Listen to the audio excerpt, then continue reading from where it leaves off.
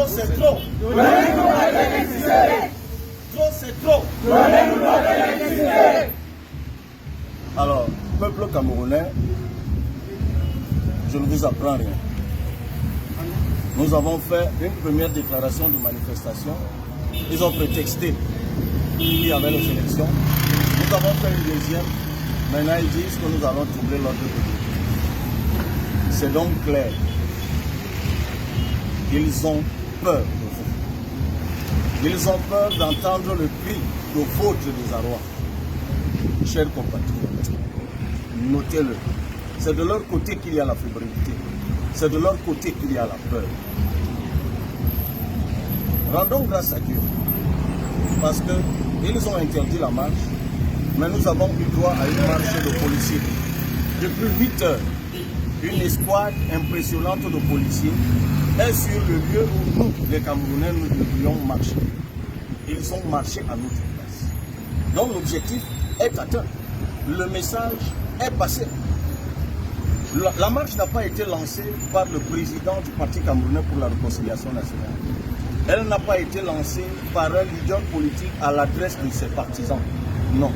C'est un élu de la nation, un député de la nation qui a lancé un cri de désarroi et qui a appelé ses compatriotes à partager avec lui ce moment de cri de désarroi. Cela est totalement démocratique.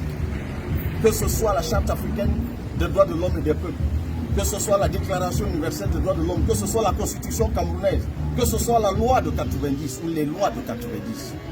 Nous sommes dans l'expression démocratique. Et c'est tout simplement cela. Mais même ça, ils ne peuvent pas accepter.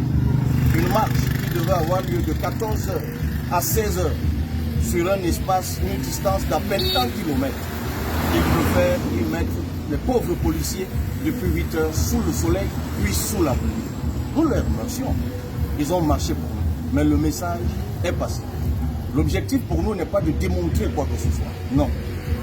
Il n'est pas question d'affronter qui que ce soit ou quoi que ce soit. Non. On ne veut rien démontrer. On avait un message à passer. Ils nous auraient laissé faire. On l'aurait fait en 30 minutes et on serait rentré. Mais ils ont préféré en faire une démonstration de leur propre fébrilité. Et le message est passé. J'ai reçu des milliers de messages, des milliers d'appels de compatriotes qui me disaient qu'ils viendraient à la marche. Beaucoup ont été intimidés par les policiers. Et de toute façon, le message est passé. Nous n'avons pas besoin d'un coup de matraque supplémentaire. Nous n'avons pas besoin d'une arrestation particulière. Nous n'avons pas besoin de faire le buzz pour que le message soit passé. Moi, je vous donne la garantie. Je vous le dis avec fermeté. Je vais continuer à veiller au grain. Avec mes collègues que voici, je ne suis pas seul. Vous avez vu mes collègues députés qui se sont joints à moi. Et mes compatriotes, les citoyens qui ont accepté de se tenir derrière moi. Je vais continuer à les tenir, mais au plus près. Parce que j'ai découvert qu'on peut éviter les délestages. C'est ça qui est vrai. On peut éviter les délestages. Entre la gabégie, entre la négligence, entre le banditisme, entre l'incurie, c'est tout cela mélangé. Et je vous ai dit que je reçois et je remercie tous ceux qui me donnent des documents, des informations. J'ai tenu une réunion avec le ministre de l'Énergie. J'ai tenu une réunion avec Eneo. J'en sais davantage aujourd'hui. D'autres compatriotes m'ont donné les documents de la gabégie du délestage. Je sais aujourd'hui ce qu'il en est. Mes collègues et moi, nous ferons notre part. Vous aussi, chers compatriotes, vous avez fait votre part. Et le moment viendra où vous ferez véritablement votre part.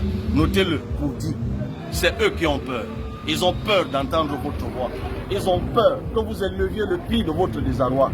Eh bien, vous savez ce qu'il vous reste à faire. Trop, c'est trop. Donnez-nous votre électricité. Trop, c'est trop. Donnez-nous votre électricité.